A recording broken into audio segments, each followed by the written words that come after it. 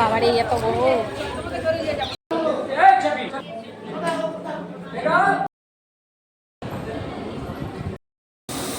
আজকে যাচ্ছি বর্গভীমা মন্দিরে, তমলুক বর্গভীমা মন্দির। আমরা ট্রেনে উঠে পড়লাম, আর এটা হলো হলদিয়া স্টেশন। এই যে হলদিয়া স্টেশন, যারা হলদিয়ার মানুষ আছেন তারা হলদিয়া স্টেশন বা বন্দর স্টেশন থেকে উঠে পড়বেন, তারপরে তমলুক স্টেশনে নেমে পড়বেন। চলুন যাওয়া যাক বর্গভীমা মন্দির। টাটা।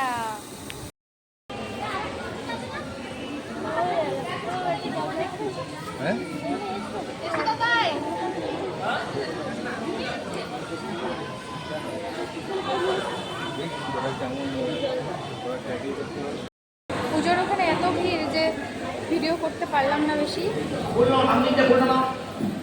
এখানে মন্ত্র পড়ছে ঠাকুরমশাই, অঞ্জলি চলছে। তো চলুন বাইরের দিকটা যাই, বাইরে যাই। মন্দিরের চারদিকটা ভক্তবৃন্দের ভিড়।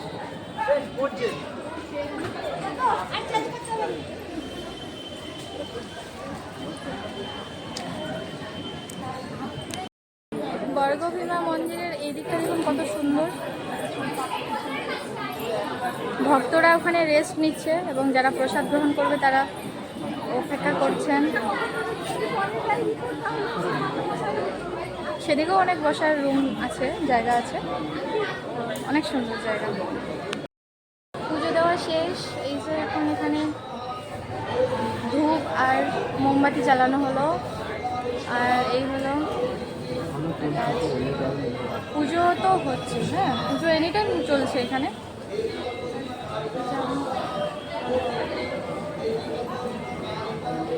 মন্দিরের চারদিকটা অনেক সুন্দর।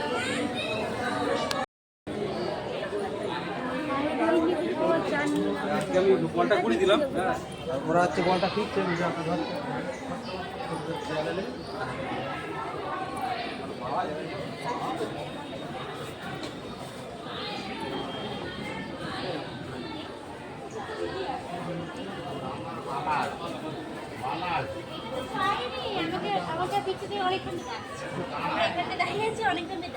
তারপরে খুঁজে খুঁজে আমাদেরকে দেখাচ্ছে, এবার না নিয়ে গেলেও আবার কেমন একটা লাগবে। ঠাকুর ফিরে দিয়ে চলে যাচ্ছে।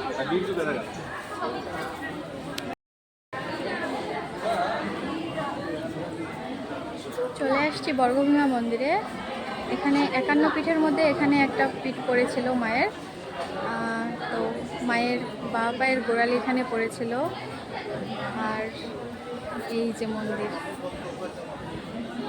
প্রতিদিন এখানে দূর দূরান্ত থেকে অনেক ভক্তবৃন্দ আসে, মাকে পূজা দেয়, আমিও দিলাম।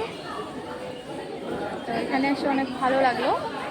যারা দূর দূরান্ত থেকে আমার ভিডিওটা দেখেন অবশ্যই কমেন্ট করে জানাবেন। জয় মা কালী, জয় মা সতী। এখন আমি আছি একবারে মন্দিরের এখানে। এই দেখুন মন্দির, মেইন মন্দির এই যে এটা।